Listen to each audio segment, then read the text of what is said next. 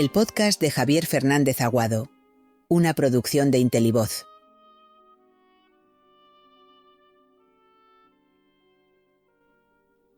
La importancia de la empatía. Entrevista a Simón Bolívar.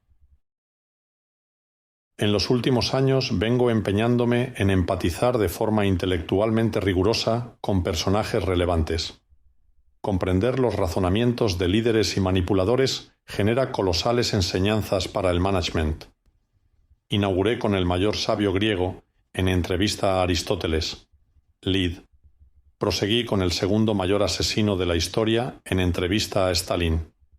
Ahora lo acabo de hacer con el denominado libertador, en entrevista a Simón Bolívar, Colima, 2025. Bolívar es un personaje impar. Sin él, Colombia, Perú, Ecuador o Venezuela no pueden entenderse. Tal como señalo en la presentación de la larga conversación que he mantenido con él, Bolívar fue un soldado que, por la intensidad de la tentación de alcanzar gloria, no aprendió a regir. Le faltó visión estratégica e integridad. No logró culminar su propósito de ingeniería social, como tampoco su empeño supremacista. Su tentativa de republicanismo, lastrado por su intento de presidencia vitalicia, se estrelló contra la codicia de sus conmilitones. Cuántas semejanzas con organizaciones del siglo XXI en cualquier rincón del planeta. La corona española había brindado, aun con limitaciones, una protección legal y práctica a los más necesitados, a menudo articulada por la Iglesia. Si alguien ha maltratado a los aborígenes, han sido las élites hispanoamericanas tras la independencia.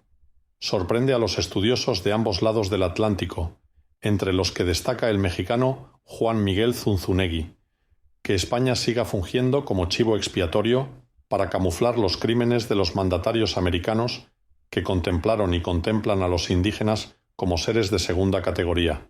En los numerosísimos viajes que he realizado por esas tierras desde 1991, he escuchado en múltiples acentos hispanoamericanos frases de descrédito sobre sus coterráneos que me apenan. Bolívar, como cualquier directivo, se benefició de los errores de su competencia. En este caso, de España. Las imposiciones borbónicas, en su mayoría dictadas por la pésima situación económica y la complejidad política a causa de la sanguinaria invasión napoleónica, fueron las mejores aliadas del caraqueño. Con sus proclamas, en una extraordinaria actividad propagandística que sigue asombrando por su vigor, era buen lector y mejor escritor, Bolívar instauró una imagen de sí mismo de la que se serviría hasta el último día.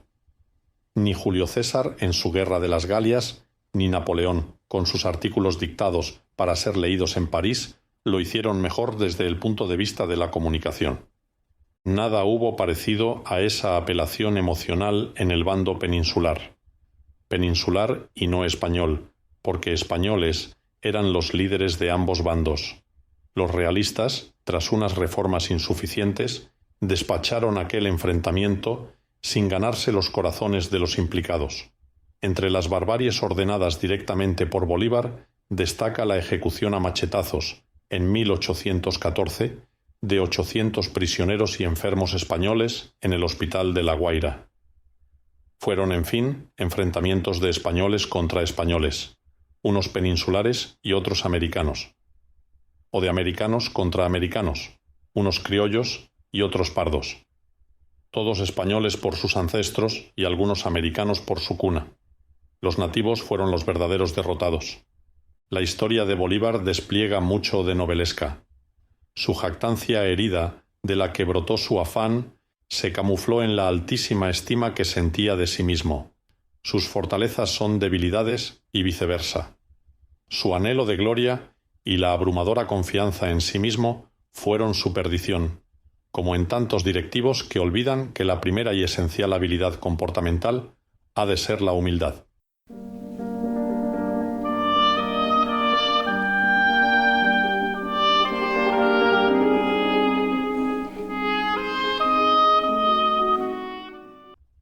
De todo esto mucho sabía Lotario dei Conti di Segni, futuro Inocencio III, quien escribió en los albores del siglo XIII.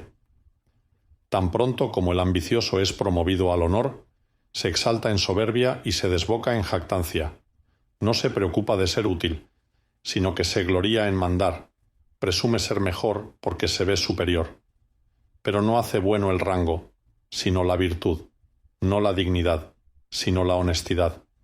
Desprecia a los amigos anteriores, ignora a los conocidos, reconoce a los extraños, desprecia a los antiguos compañeros, vuelve el rostro, levanta la mirada, erige el cuello, muestra altanería, habla grandiosamente, medita en grandezas, no soporta estar bajo alguien, se esfuerza por mandar, es hostil con los superiores, gravoso con los inferiores, no soporta lo molesto, no difiere lo concebido, es precipitado y audaz, glorioso y arrogante, grave e importuno.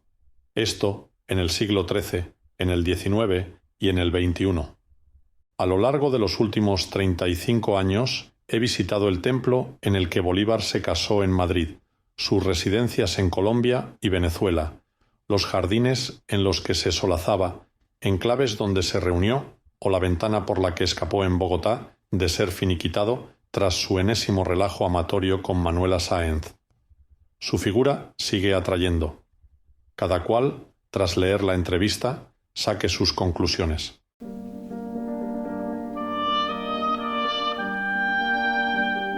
El podcast de Javier Fernández Aguado, una producción de Intelivoz.